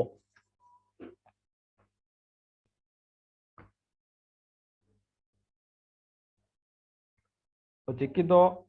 ꯔꯦꯁꯇ꯭ꯔꯤꯛꯁꯟ ꯏꯟꯖꯥꯏꯝꯅꯤ. ꯔꯦꯁꯇ꯭ꯔꯤꯛꯁꯟ ꯏꯟꯖꯥꯏꯝꯅ ꯀꯩꯗꯧꯋꯤ? DNA ꯀꯛꯊꯠꯂꯅꯤ. ꯑꯗꯨ ꯀꯛꯊꯠꯂꯤꯕ DNA ꯃꯌꯥꯝꯁꯦ ꯃꯌꯥꯝ ꯀꯛꯂꯛꯇꯣꯏꯅꯤꯀꯣ. ꯀꯛꯂꯛꯇꯣꯏ ꯃꯌꯥꯝꯁꯦ ꯁꯦꯄꯔꯦꯁꯟ ꯑꯦꯟ ꯑꯥꯏꯁꯣꯂꯦꯁꯟ ꯑꯃ ꯗꯔꯀꯥꯔ ꯑꯣꯏꯅꯤ ꯍꯥꯏꯕꯀꯣ. ꯉꯁꯥꯏ ꯀꯛꯂꯛꯏꯕ ꯃꯌꯥꯝꯗꯣ ꯍꯦꯛꯇ ꯄꯨꯡꯆꯥꯏ ꯆꯥꯏꯔ ꯊꯝꯕꯗꯣ ꯑꯩꯈꯣꯏꯅ ꯀꯥꯟꯅꯕ ꯄꯣꯠꯇꯣ ꯂꯧꯊꯣꯛꯄ ꯑꯃ ꯗꯔꯀꯥꯔ ꯑꯣꯏ. ꯀꯛꯂꯤꯕ ꯃꯌꯥꯝꯗꯨꯗ ꯀꯥꯟꯅꯗꯕ ꯄꯣꯠꯁꯨ ꯃꯌꯥꯝ ꯌꯥꯎꯔꯝꯗꯣꯏꯅꯤ. ꯑꯗꯨ ꯀꯥꯟꯅꯕ ꯄꯣꯠ ꯑꯃ ꯑꯩꯈꯣꯏꯅ separation and isolation ꯇꯧꯕ ꯑꯃ ꯗꯔꯀꯥꯔ ꯑꯣꯏ ꯍꯥꯏꯕꯅꯤꯀꯣ ꯑꯗꯣ ꯁꯤꯒꯤ ꯉꯁꯥꯏ ꯃꯌꯥꯝ ꯀꯛꯂꯛꯏꯕ ꯃꯌꯥꯝꯗꯣ ꯅꯝꯕꯔ 1 ꯇꯧꯗꯣꯏꯁꯦ separation ꯇꯧꯕ ꯑꯃ ꯗꯔꯀꯥꯔ ꯑꯣꯏ separation ꯂꯣꯏꯔ ꯃꯇꯨꯡꯗ isolation ꯇꯧꯒꯗꯕꯅꯤ ꯍꯥꯏꯕꯀꯣ ꯑꯗꯣ separation ꯇꯧꯕꯁꯦ ꯀꯩꯅ ꯇꯧꯅꯤ ꯍꯥꯏꯕ ꯃꯇꯝꯗ ꯑꯩꯈꯣꯏꯅ ꯇꯦꯛꯅꯤꯛ ꯑꯃ ꯂꯩ ꯇꯦꯛꯅꯤꯛꯇꯨ ꯀꯩꯅꯣ ꯍꯥꯏꯕꯗ gel electrophoresis ꯑꯅ ꯑꯃ ꯂꯩꯀꯣ gel electrophoresis ꯍꯌꯦꯡ ꯌꯥꯝ ꯂꯥꯏꯅ ꯍꯪꯉꯛꯄ gel electrophoresis ꯁꯦ ꯀꯩꯗꯧꯕꯗ ꯁꯤꯖꯤꯟꯅꯒꯦ ꯀꯥꯏꯅ ꯍꯪꯉꯛꯄ ꯌꯥꯏꯀꯣ ꯍꯥꯏꯗꯤ ꯁꯨꯃꯥꯏꯅ separation of DNA fragment is done by ꯑꯅ ꯌꯥꯝ ꯂꯥꯏꯅ ꯍꯪꯕꯒꯤ ꯃꯍꯨꯠꯇ ꯀꯣꯏꯈꯠꯂꯒ ꯑꯣꯟꯊꯣꯛꯑꯒ gel electrophoresis ꯍꯥꯏꯕꯁꯦ ꯁꯤꯒꯤ ꯇꯦꯛꯅꯤꯛꯁꯦ ꯀꯩꯗꯧꯕꯗ ꯁꯤꯖꯤꯟꯅꯒꯦꯅ ꯍꯪꯉꯛꯄ ꯌꯥꯏꯀꯣ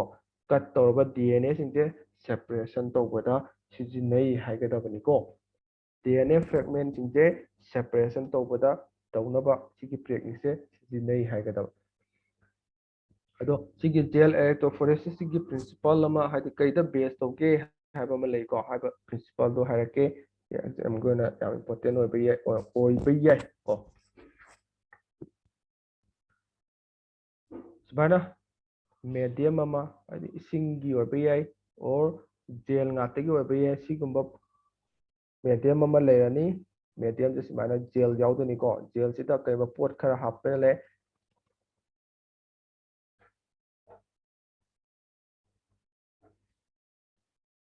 ꯄꯣꯠꯀ ꯍꯥꯞꯆꯜꯂꯦ ꯄꯣꯠꯁꯤꯒꯤ ꯌꯦꯡꯉꯣ ꯅꯥꯀꯜ ꯑꯃꯗꯅ ꯄꯣꯖꯤꯇꯤቭ ꯅꯥꯀꯜ ꯑꯃꯗ ꯅꯦꯒꯦꯇꯤꯚ ꯆꯥꯔꯖ ꯊꯝꯖꯤꯜꯂꯦ ꯊꯝꯖꯤꯟ ꯇꯥꯔꯗꯤ ꯀꯩꯗꯧꯒꯦ ꯍꯥꯏꯕ ꯃꯇꯝꯗ ꯁꯤꯗ ꯌꯥꯎꯔꯤꯕ ꯉꯁꯥꯏꯒꯤ ꯃꯣꯂꯤꯀꯨꯜꯁ ꯃꯆꯥ ꯃꯆꯥꯁꯤꯡꯁꯦ ꯃꯥꯒꯤ ꯆꯥꯔꯖꯀꯤ ꯃꯇꯨꯡ ꯏꯟꯅ ꯁꯣꯝꯗ ꯅꯦꯒꯦꯇꯤꯚꯇ ꯑꯣꯔ ꯄꯣꯖꯤꯇꯤꯚꯇ ꯃꯨꯚꯃꯦꯟ ꯇꯧꯈꯤꯅꯤ ꯍꯥꯏꯕ ꯀꯣ ꯎꯀꯜꯂꯛꯀꯦ ꯖꯦꯜ electrophoresisꯀꯤ ꯄ꯭ꯔꯤꯟꯁꯤꯄꯜꯁꯤ ꯀꯩꯅꯣ ꯁꯨꯃꯥꯏꯅ ꯃꯦꯗꯤꯌꯝ ꯑꯃ ꯂꯩ ꯃꯦꯗꯤꯌꯝꯁꯦ ꯑꯥꯏꯗꯔ ꯂꯤꯀ꯭ꯋꯤꯗ ꯑꯣꯏꯕ ꯌꯥꯏ ꯑꯣꯔ ꯖꯦꯜꯗ ꯑꯣꯏꯕ ꯌꯥꯏ ꯁꯤꯒꯤ ꯃꯦꯗꯤꯌꯝꯁꯤꯗ ꯀꯩꯒꯨꯝꯕ ꯄꯣꯠ ꯈꯔ ꯍꯥꯞꯆꯤꯜꯂꯦ ꯄꯥꯔꯇꯤꯀꯜ ꯃꯌꯥꯝ ꯍꯥꯞꯆꯤꯜꯂꯦ ꯍꯥꯏꯕ ꯄꯥꯔꯇꯤꯀꯜꯁꯤꯡꯁꯦ ꯍꯥꯞꯆꯤꯜꯂ ꯃꯇꯨꯡ ꯁꯤꯒꯤ ꯖꯦꯜꯒꯤ ꯁꯔꯐꯦꯁ ꯅꯥꯀꯜ ꯑꯃꯃꯝꯁꯦ ꯄꯣꯖꯤꯇꯤꯚ ꯍꯥꯏꯕꯒ ꯅꯦꯒꯦꯇꯤꯚ ꯍꯥꯏꯕꯒ ꯋꯦꯌꯔ ꯍꯥꯏꯕꯗꯤ ꯆꯥꯔꯖ ꯄꯤꯁꯤꯜꯂꯦ ꯄꯤꯁꯤꯟ ꯃꯇꯝꯗ ꯁꯤꯒꯤ ꯉꯁꯥꯏꯒꯤ ꯄꯥꯔꯇꯤꯀꯜ ꯃꯌꯥꯝꯁꯦ ꯃꯥꯒꯤ ꯆꯥꯔꯖꯀꯤ ꯃꯇꯨꯡ ꯏꯟꯅ ꯄꯣꯖꯤꯇꯤꯚ ꯑꯝꯗ ꯃꯨꯚ ꯇꯧꯕ ꯅꯠꯇ꯭ꯔꯒ ꯅꯦꯒꯦꯇꯤꯚ ꯑꯝꯗ ꯃꯨꯚ ꯇꯧꯈꯤꯕ ꯑꯃꯗꯤ ꯑꯣꯏꯒꯅꯤ ꯍꯥꯏꯕꯀꯣ ꯅꯦꯒꯦꯇꯤꯚ ꯑꯝꯗ ꯃꯨꯚ ꯇꯧꯗꯣꯏꯁꯤꯅ ꯀꯅꯥꯅꯣ ꯆꯥꯔꯖ ꯄꯣꯖꯤꯇꯤꯚ ꯆꯥꯔꯖ ꯄꯨꯕ ꯄꯥꯔꯇꯤꯀꯜꯁꯤꯡ ꯑꯗꯨꯒ ꯄꯣꯖꯤꯇꯤꯚ ꯑꯝꯗ ꯆꯠꯈꯤꯗꯣꯏꯁꯤꯅ ꯀꯅꯥꯅꯣ ꯅꯦꯒꯦꯇꯤꯚ ꯑꯣꯏꯕ ꯄꯥꯔꯇꯤꯀꯜꯁꯤꯡꯁꯦ ꯁꯨꯃꯥꯏꯅ ꯃꯨꯚꯃꯦꯟ ꯑꯃ ꯇꯧꯅꯤ ꯍꯥꯏꯕꯅꯤꯀꯣ ꯁꯤꯁꯤꯡꯁꯦ ꯁꯤꯒꯤ ꯄ꯭ꯔꯤꯟꯁꯤꯄꯜꯁꯦ ꯀꯅꯥꯒꯤꯅꯣ ꯍꯥꯏ ꯇꯥꯔꯗꯤ ꯖꯦꯜ electrophoresisꯀꯤꯅꯤ ꯍꯥꯏꯒꯗꯕ ꯇꯧꯍꯧꯕ꯭ꯔꯣ ꯁꯥꯔ ꯑꯝꯇꯪ ꯈꯟꯕꯤꯌꯨꯕ ꯑꯩꯈꯣꯏ ꯁꯨꯃꯥꯏꯅ ꯃꯦꯗꯤꯌꯝ ꯑꯃ ꯁꯦꯝꯃꯦꯀꯣ ꯃꯦꯗꯤꯌꯝ ꯑꯃ ꯁꯦꯝꯕꯁꯦ ꯑꯥꯏꯗꯔ ꯂꯤꯀ꯭ꯋꯤड ꯑꯣꯏꯕ ꯌꯥꯏ ꯑꯣꯔ ꯖꯦꯜ ꯑꯣꯏꯕ ꯌꯥꯏ ꯁꯤꯗ ꯍꯥꯞꯀꯗꯣꯏꯅꯤ ꯍꯥꯞꯇꯣꯏꯁꯦ ꯅꯥꯀꯜ ꯑꯃꯗꯅ ꯄꯣꯖꯤꯇꯤꯚ ꯆꯥꯔꯖ ꯑꯣꯏꯍꯟꯒꯅꯤ ꯅꯥꯀꯜ ꯑꯃꯗꯅ ꯅꯦꯒꯦꯇꯤꯚ ꯆꯥꯔꯖ ꯑꯣꯏꯍꯟꯒꯅꯤ ꯑꯩꯁꯦ ꯑꯣꯟꯊꯣꯛꯅꯩ ꯅꯣꯏ ꯉꯥꯎꯔꯛꯀꯅꯨꯀꯣ ꯀꯩꯁꯨ ꯀꯥꯏꯗꯦꯀꯣ ꯅꯥꯀꯜ ꯑꯃꯗꯅ ꯄꯣꯖꯤꯇꯤꯚ ꯅꯥꯀꯜ ꯑꯃꯗꯅ ꯅꯦꯒꯦꯇꯤꯚ ꯁꯤꯒꯤ ꯃꯦꯗꯤꯌꯝꯁꯤꯗ ꯑꯩꯈꯣꯏꯅ ꯄꯥꯔꯇꯤꯀꯜ ꯈꯔ ꯍꯥꯞꯆꯤꯜꯂꯦ ꯍꯥꯞꯆꯤꯜꯂ ꯊꯝꯃꯦ ꯍꯥꯞꯆꯤꯜꯂ ꯊꯝꯕ ꯃꯇꯨꯡꯗ ꯍꯣꯔꯦꯟ ꯁꯤꯒꯤ ꯆꯥꯔꯖꯁꯤꯡꯁꯦ ꯀꯅꯦꯛꯇꯦꯠ ꯇꯧꯔꯕ ꯃꯇꯨꯡꯗ ꯁꯤꯅ ꯅꯦꯒꯦꯇꯤꯚ ꯁꯤꯅ ꯄꯣꯖꯤꯇꯤꯚ ꯀꯅꯦꯛ ꯇꯧꯔꯕ ꯃꯇꯨꯡꯗ ꯉꯁꯥꯏ ꯁꯤꯗ ꯌꯥꯎꯔꯤꯕ ꯄꯥꯔꯇꯤꯀꯜꯁꯤꯡꯁꯦ ꯃꯨꯚꯃꯦꯟ ꯇꯧꯔꯛꯀꯅꯤ ꯍꯥꯏꯕꯀꯣ ꯃꯨꯚꯃꯦꯟꯁꯦ ꯀꯃꯥꯏꯅ ꯇꯧꯔꯛꯀꯗꯒꯦ ꯍꯥꯏꯗꯤ ꯃꯥꯒꯤ ꯗꯤꯄꯦꯟ ꯑꯣꯟ ꯆꯥꯔꯖ ꯁꯤꯗ ꯄꯥꯔꯇꯤꯀꯜꯁꯤꯡꯁꯤꯅ ꯅꯦꯒꯦꯇꯤꯚ ꯆꯥꯔꯖ ꯄꯨ ꯇꯥꯔꯗꯤ ꯄꯣꯖꯤꯇꯤꯚ ꯑꯃ ꯆꯠꯈꯤꯅꯤ ꯑꯗꯨꯒ ꯏꯐ ꯄꯣꯖꯤꯇꯤꯚ ꯆꯥꯔꯖ ꯄꯨ ꯇꯥꯔꯗꯤ ꯅꯦꯒꯦꯇꯤꯚ ꯑꯃꯗ ꯆꯠꯈꯤꯅꯤ ꯍꯥꯏꯕ ꯁꯨꯃꯥꯏꯅ ꯁꯦꯄꯔꯦꯁꯟ ꯇꯧꯕꯁꯦ ꯀꯅꯥꯒꯤ ꯄ꯭ꯔꯤꯟꯁꯤꯄꯜꯅꯣ ꯍꯥꯏ ꯇꯥꯔꯗꯤ ꯖꯦꯜ electrophoresisꯀꯤ ꯄ꯭ꯔꯤꯟꯁꯤꯄꯜꯅꯤ ꯍꯥꯏꯕ ꯇꯥꯕꯣ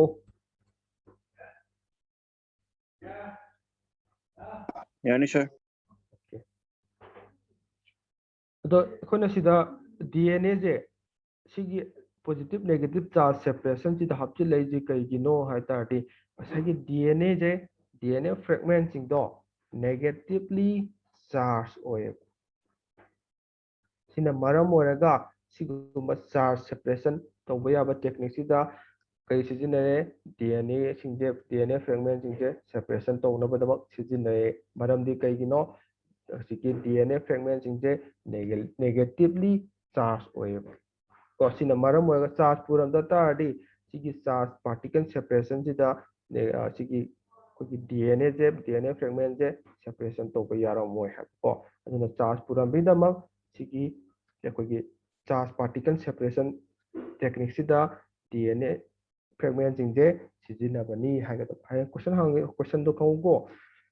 DNA se gel electrophoresis सिजिनबा याय जे करिगिनो हाकपा याय मरमदि DNA fragment सिंजे negatively charged ओय सिना मरम मोरगा gel electrophoresis ना DNA fragment सिंजे separation तो बया बनी हाके दबनी को क्वेश्चन दो फजना खाओ अदो सुना सिगी gel electrophoresis तना साइना medium अम सिजिने हाय medium से मेनली कई सिजिने agarose कोबा gel अमा सिजिने को सिकनादगी पुथोके है मतमदा सी विथदगी सुबनिको सिमा खंगो जामगना gel electrophoresis ता commonly used toba medium do kaino ha पे agarose gel अतगा agarose gel से कईदगी extract तोगे कईदगी सुंगे हंगता दी सी विथदगी सुंगी हाइगदगा को सिमा important होय पोइना हुमनिको मरी से important होय से gel electrophoresis ता मागी principle दुने charge particles सिंदो separate तो बया है दुने अदिगी DNA तो ये याइना कई गिनो हाता दी negatively charge हो बेगनी अदुग सिगी gel electrophoresis ता commonly used तो बा medium दु कइनो agarose gel काइदी extract तो वी C with दगी extract तो वी हाइगेदा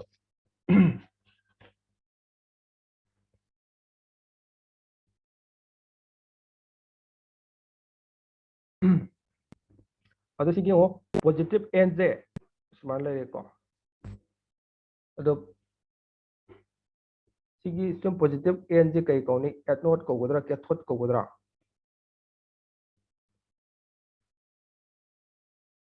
सिकई को गुदगे positive end जे anode anode सिना cathode अदो DNA fragment सिंजे कम नाकन दो सकनी anode Chakdara cathode Chakdara DNA fragment सिंजे कई charge भी है गे DNA दी negative charge अदो कम नाकन चकनी anode Chakdara cathode Chakdara anode to satara anode चकनी को सिमा खाओ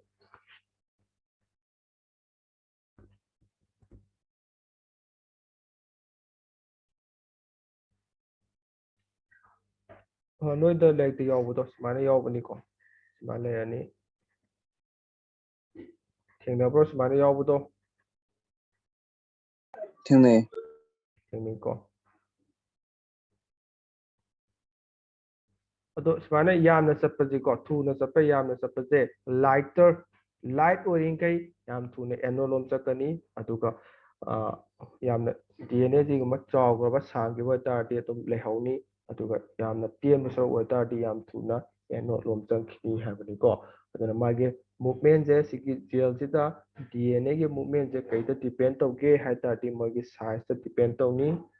सिमा खंगोको size पिकिंगकै yam थूने एनोलोम चकनी size चावरगना एनोलोम चक्पे चांसे reduce तौगनी हाबनिको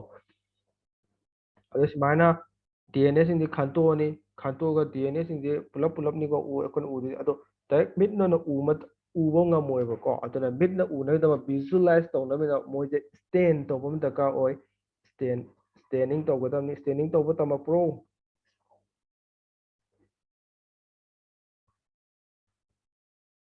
standing tawra pro machu sangba tama pro shakhaga mamangde chana molecular basis ta takhiburon to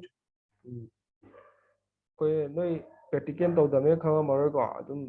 standing ana yawbani ko machu sangba haibani ko cell or any particle je machu sangba standing kawi adu ngasai si DNA sing je machu sangba ma una bidamakani ko standing tawbam daka oy standing je kaina tawni hamanda ethidium si important oy ko ethidium bromide sine stand tawni ko stand tawlo matong da kai de expose tawni have the UV ray da expose tawni ꯁꯤ ꯀꯥꯟꯗꯗꯤ colour ꯊꯣꯛꯂꯛꯑꯅꯤ ꯑꯗꯣ ꯑꯩꯈꯣꯏ ꯃꯤꯠꯅ ꯑꯣꯕꯖꯥꯔꯕ ꯇꯧꯕ ꯉꯝꯅꯤꯕ ꯁꯤꯃ ꯈꯪꯉꯨꯀꯣ ꯁꯤꯒꯤ ꯍꯣꯏ ꯁꯨꯃꯥꯏꯅ ꯉꯁꯥꯏꯒꯤ ꯑꯦꯒꯔꯣꯁ ꯖꯦꯜꯁꯤꯗ ꯊꯥꯗꯗ꯭ꯔꯤꯉꯩꯗ ꯍꯥꯟꯅ ꯇꯧꯔꯁꯨ ꯌꯥꯏ ꯀꯣꯟꯅ ꯇꯧꯔꯁꯨ ꯌꯥꯏꯀꯣ ꯑꯗꯣ ꯍꯦꯟꯅ ꯂꯥꯏꯅꯕ ꯀꯩꯗꯧꯒꯦ ꯑꯦꯒꯔꯣꯁ ꯖꯦꯜꯗ ꯊꯥꯗꯗ꯭ꯔꯤꯉꯩꯗ ꯍꯥꯟꯅ ꯇ꯭ꯔꯤꯠꯃꯦꯟ ꯍꯥꯟꯅ ꯁ꯭ꯇꯦꯅꯤꯡ ꯇꯧꯅꯤ ꯀꯅꯥꯒ ꯏꯊꯦꯗꯤꯌꯝ ꯕ꯭ꯔꯣꯃꯥꯏꯗꯁꯤꯒ ꯀꯩꯒꯤꯅꯣ ꯍꯣꯔꯦꯟ ꯃꯨꯚꯃꯦꯟꯗꯣ ꯗꯥꯏꯔꯦꯛ ꯁꯤ ꯆꯠꯈ꯭ꯔꯦ ꯑꯗꯣ ꯎꯕ ꯉꯝꯂꯣꯏꯗꯕ ꯀꯅꯥꯒ ꯁ꯭ꯇꯦꯅꯤꯡ ꯇꯧꯅꯤ ꯁ꯭ꯇꯦꯅꯤꯡ ꯍꯥꯏꯗꯤ ꯎꯅꯕꯅꯤ ꯃꯆꯨ ꯁꯪꯅꯕꯅꯤꯀꯣ ꯃꯆꯨ ꯁꯪꯉꯗꯤ ꯄꯣꯠꯁꯦ ꯎꯏꯗꯅ ꯑꯗꯨꯅ ꯉꯁꯥꯏ DNA ꯐ꯭ꯔꯦꯒꯃꯦꯟꯁꯤꯡꯗꯣ ꯎꯅꯕꯒꯤꯗꯃꯛ ꯁ꯭ꯇꯦꯅꯤꯡ ꯇꯧꯅꯤ ꯀꯦꯃꯤꯀꯦꯜꯅ ꯇꯧꯅꯤ ꯏꯊꯤꯗꯤꯌꯝ ꯕ꯭ꯔꯣꯃꯥꯏꯗꯅ ꯇꯧꯅꯤ ꯑꯗꯨꯒ UV ꯔꯦꯗꯤꯌꯦꯁꯟꯗ ꯑꯦꯛꯁꯄꯣꯖ ꯇꯧꯅꯤꯕ ꯁꯤ ꯑꯣꯏꯇꯥꯔꯗꯤ ꯑꯩꯈꯣꯏꯅ ꯎꯔꯕꯅꯤ나 ꯍꯣꯔꯦꯟ ꯁꯤꯗꯒꯤ ꯑꯒꯔꯣꯁ ꯖꯦꯜꯁꯤꯗꯒꯤ ꯂꯥꯏꯅ ꯁꯤ ꯂꯩꯔꯦꯅ ꯂꯥꯏꯅ ꯈꯥꯗꯣꯛꯄ ꯉꯝꯃꯅꯤ ꯍꯥꯏꯕ ꯑꯩꯈꯣꯏꯅ UV radiation expose ꯇꯧꯔꯀꯥꯟꯗ ꯑꯩꯈꯣꯏꯅ ꯀꯃꯥꯏꯅ ꯇꯧꯔꯛꯇꯣꯏꯅꯣ ꯃꯥꯏ ꯃꯆꯨ ꯑꯃ ꯂꯥꯛꯀꯅꯤꯀꯣ ꯅꯣꯏ ꯃꯆꯨꯗꯩ ꯀꯥꯎꯊꯣꯛꯈ꯭ꯔꯦ ꯃꯆꯨ ꯑꯃꯗꯤ ꯄꯤꯕꯅꯤ ꯍꯥꯟꯅ ꯁꯤꯒꯤ ꯉꯁꯥꯏꯒꯤ ꯃꯀꯛ ꯀꯛꯑꯅꯤ ꯀꯛꯑꯒ ꯁꯤꯗ ꯄ꯭ꯂꯦꯠꯀꯨꯝꯕ ꯍꯥꯞꯄꯅꯤ ꯏꯊꯤꯗꯤꯌꯝ ꯕ꯭ꯔꯣꯃꯥꯏꯗ ꯍꯥꯞꯄꯅꯤ ꯑꯗꯨꯒ ꯍꯥꯞꯄ ꯃꯇꯨꯡꯗ UV ꯔꯦꯗ ꯁ꯭ꯇꯦꯟ ꯇꯧꯔ ꯑꯦꯛꯁꯄꯣꯖ ꯇꯧꯔꯅꯤ ꯑꯦꯛꯁꯄꯣꯖ ꯇꯧꯔꯀꯥꯟꯗ ꯁꯤꯒꯤ ꯖꯦꯜ ꯏꯂꯦꯛꯇ꯭ꯔꯣꯐꯣꯔꯦꯁꯤꯁꯇ ꯍꯥꯞꯆꯤꯜꯂꯅꯤꯕ ꯍꯥꯞꯆꯤꯜꯂꯀꯥꯟꯗ ꯃꯥꯒꯤ ꯃꯨꯚꯃꯦꯟꯗꯣ ꯎꯕ ꯐꯪꯅꯦꯕ ꯑꯩꯈꯣꯏꯅ ꯀꯂꯔ ꯁꯕꯁꯇꯦꯟꯁ ꯑꯣꯏꯅ ꯀꯂꯔꯗꯨ ꯀꯔꯤ ꯀꯂꯔ ꯑꯣꯏꯕꯅꯣ ꯑꯩ ꯀꯥꯎꯊꯣꯛꯈ꯭ꯔꯦ ꯍꯌꯦꯡ ꯌꯦꯡꯉ ꯍꯥꯏꯕꯤꯒꯦꯀꯣ ꯍꯧꯖꯤꯛꯀꯤ ꯏꯊꯤꯗꯤꯌꯝ ꯕ꯭ꯔꯣꯃꯥꯏꯗꯀꯤ ꯃꯇꯥꯡꯗ ꯏꯊꯤꯗꯤꯌꯝ ꯕ꯭ꯔꯣꯃꯥꯏꯗꯁꯦ ꯀꯦꯃꯤꯀꯦꯜꯅꯤ ꯀꯦꯃꯤꯀꯦꯜꯁꯦ ꯑꯩꯈꯣꯏꯅ ꯁꯤꯒꯤ ꯑꯩꯈꯣꯏꯅ DNA ꯉꯁꯥꯏ ꯔꯦꯁꯇ꯭ꯔꯤꯛꯁꯟ ꯑꯦꯟꯖꯥꯏꯝꯅ ꯃꯌꯥꯝ ꯀꯛꯑꯅꯤ ꯁꯤꯗ ꯐꯪꯒꯅꯤꯕ ꯃꯀꯛ ꯃꯌꯥꯝ ꯐꯪꯒꯅꯤꯕ ꯑꯩꯈꯣꯏ ꯃꯤꯠꯅꯗꯤ ꯎꯕ ꯉꯝꯃꯔꯣꯏꯕ ꯃꯤꯠꯅ ꯎꯕ ꯉꯝꯗꯕꯁꯦ ꯎꯅꯕꯒꯤꯗꯃꯛꯇꯅꯤꯀꯣ ꯁꯤꯒꯤ ꯏꯊꯤꯗꯤꯌꯝ ꯕ꯭ꯔꯣꯃꯥꯏꯗꯁꯦ ꯍꯥꯞꯆꯤꯜꯂꯅꯤ ꯑꯗꯨꯒ ꯁꯤꯒꯤ DNA ꯁꯤꯡꯁꯦ ꯀꯂꯔ ꯇꯧꯔꯅꯤ ꯃꯆꯨ ꯁꯪꯒꯅꯤꯕ ꯃꯆꯨ ꯁꯪꯕꯗ ꯍꯦꯛꯇ ꯎꯒꯗꯕ ꯅꯠꯇꯦ ꯍꯥꯟꯅ UV ꯔꯦꯗꯤꯌꯦꯁꯟꯗ ꯍꯥꯟꯅ ꯑꯦꯛꯁꯄꯣꯖ ꯇꯧꯕ ꯑꯃ ꯗꯔꯀꯥꯔ ꯑꯣꯏ ꯑꯃ ꯖꯦꯜꯒꯤ ꯃꯇꯥꯡꯒꯤꯗꯣ ꯁ꯭ꯋꯥꯏꯗ ꯌꯥꯎꯕ꯭ꯔꯥ ꯕ꯭ꯔꯥꯏꯠ ꯑꯣꯔꯦꯟꯖ ꯀꯂꯔ ꯒꯨꯗ ꯄ꯭ꯔꯦꯃꯤꯂꯥꯅ ꯀꯩꯅꯣꯅ ꯍꯥꯏ ꯔꯣꯖꯤꯅ ꯍꯥꯏꯔꯦꯀꯣ ꯂꯥꯡꯗꯤ ꯌꯥꯝ ꯂꯥꯡꯉꯦ ꯑꯗꯣ ꯖꯦꯜꯒꯤ ꯚꯔꯁꯦꯁ ꯖꯦꯜꯒꯤꯗꯣ ꯑꯗꯨꯗꯣ ꯑꯥ ꯁꯤꯗ ꯁꯤꯖꯤꯟꯅꯕ꯭ꯔꯥ ꯖꯦꯜ ꯁꯤꯖꯤꯟꯅꯕ꯭ꯔꯥ ꯍꯥꯏꯕꯗꯤ ꯃꯦꯁꯦꯖ ꯑꯣꯏꯅ ꯇꯧꯔꯛꯑꯣꯅꯦ ꯀꯩꯅꯣ ꯁꯤꯒꯤ ꯄ꯭ꯔꯣꯁꯦꯁꯁꯤꯗ ꯍꯧꯖꯤꯛꯀꯤꯗꯣ ꯖꯦꯜꯒꯤꯗ ꯁꯤꯖꯤꯟꯅꯈꯤꯕ꯭ꯔꯕ ꯁꯤꯖꯤꯟꯅꯗꯣꯏꯅꯦ ꯖꯦꯜꯗꯣ ꯃꯁꯥꯒꯤ ꯁꯤꯗ ꯌꯥꯎꯖꯗꯣꯏꯕ ꯖꯦꯜꯁꯤꯒꯤ ꯄ꯭ꯂꯦꯠꯁꯤꯅ ꯖꯦꯜ ꯏꯂꯦꯛꯇ꯭ꯔꯣꯐꯣꯔꯦꯁꯤꯁꯇꯨꯅꯦꯕ ꯁꯤꯒꯤ ꯄꯣꯠꯁꯦ ꯖꯦꯜ ꯏꯂꯦꯛꯇ꯭ꯔꯣꯐꯣꯔꯦꯁꯤꯁꯇꯨꯅꯦꯕ ꯁꯤ ꯃꯅꯨꯡꯁꯤꯗ ꯉꯁꯥꯏꯒꯤ ꯖꯦꯜꯗꯣ ꯑꯒꯔꯣꯁ ꯖꯦꯜꯗꯣ ꯃꯁꯥꯅ ꯁꯤꯗ ꯑꯗꯨꯝ ꯌꯥꯎꯖꯔꯗꯕꯅꯦꯕ ꯑꯗꯨ ꯌꯥꯎꯖꯔ ꯂꯩꯕꯗ ꯉꯁꯥꯏꯒꯤ ꯑꯩꯈꯣꯏꯅ ꯁ꯭ꯇꯦꯟ ꯇꯧꯔꯕ DNAꯗꯣ ꯑꯃꯨꯛ ꯍꯥꯞꯆꯤꯟꯗꯣꯏꯅꯦꯕ ꯖꯦꯜꯗꯨꯗ ꯌꯥꯕ꯭ꯔꯣ ꯌꯥꯔꯅꯤ ꯁꯥꯔ ꯖꯦꯜꯗꯣ ꯃꯁꯥꯒꯤ ꯖꯦꯜ ꯏꯂꯦꯛꯇ꯭ꯔꯣꯐꯣꯔꯦꯁꯤꯁ ꯑꯗꯨꯝ ꯌꯥꯎꯖꯒꯗꯕꯅꯤꯀꯣ ꯃꯁꯥꯒꯤ ꯑꯗꯨꯝ ꯖꯦꯜ ꯍꯥꯞꯄ ꯂꯩꯖꯒꯗꯕꯅꯤ ꯖꯦꯜ ꯍꯥꯞꯄꯗ ꯉꯁꯥꯏꯒꯤ DNA ꯐ꯭ꯔꯦꯒꯃꯦꯟ ꯌꯥꯎꯕ ꯁꯣꯂꯨꯁꯟꯗꯣ ꯑꯃꯨꯛ ꯑꯩꯈꯣꯏꯅ ꯖꯦꯜ ꯃꯊꯛꯇꯨꯗ ꯍꯥꯞꯆꯤꯟꯒꯗꯕꯅꯦꯕ ꯑꯗꯨꯒ ꯃꯥꯏ ꯀꯂꯔ ꯑꯃ ꯆꯦꯟꯖ ꯂꯥꯛꯑꯦ ꯀꯂꯔꯗꯣ ꯕ꯭ꯔꯥꯏꯠ ꯑꯣꯔꯦꯟꯖ ꯀꯂꯔ ꯂꯥꯛꯑꯦ ꯍꯥꯏꯕꯅꯤꯀꯣ ꯕ꯭ꯔꯥꯏꯠ ꯑꯣꯔꯦꯟꯖ ꯀꯂꯔ ꯂꯥꯛꯀꯗꯕ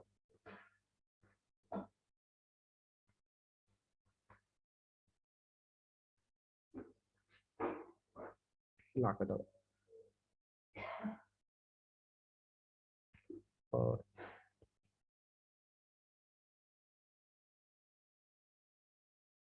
ꯐꯔꯦ ꯁꯤꯐꯥꯎ ꯇꯧꯔꯁꯤꯀꯣ ꯃꯈꯥ ꯍꯌꯦꯡ ꯇꯧꯔꯁꯤ ꯑꯗꯨ ꯅꯣꯏ ꯀꯩꯅꯣ ꯇꯧꯕꯁꯤꯡꯗꯣ ꯍꯌꯦꯡ ꯈꯪꯗꯕꯁꯤꯡꯗꯣ ꯍꯌꯦꯡ ꯍꯪꯉꯣ ꯑꯗꯨ ꯉꯁꯤꯒꯤꯗꯤ ꯁꯤꯗ ꯂꯣꯏꯁꯤꯜꯂꯁꯦ ꯒ꯭ꯌꯥꯟ ꯇꯥꯗꯕ ꯈꯣꯠꯇꯕ ꯂꯩꯔꯗꯤ ꯑꯗꯨꯝ ꯍꯥꯏꯔꯛꯑꯣ ꯍꯌꯦꯡ ꯍꯥꯏꯔꯛꯑꯣ ꯁꯤ ꯋꯥꯠꯍꯧꯔꯦ ꯁꯤ ꯇꯧꯔꯦ ꯑꯗꯣ ꯑꯗꯨꯝ ꯍꯌꯦꯡ ꯍꯥꯏꯔꯣ ꯃꯈꯥ ꯍꯌꯦꯡ ꯇꯧꯔꯒꯦꯀꯣ ꯁꯤ ꯂꯣꯏꯁꯤꯜꯂꯁꯤꯀꯣ ꯊꯦꯡꯛ ꯌꯨ ꯁꯥꯔ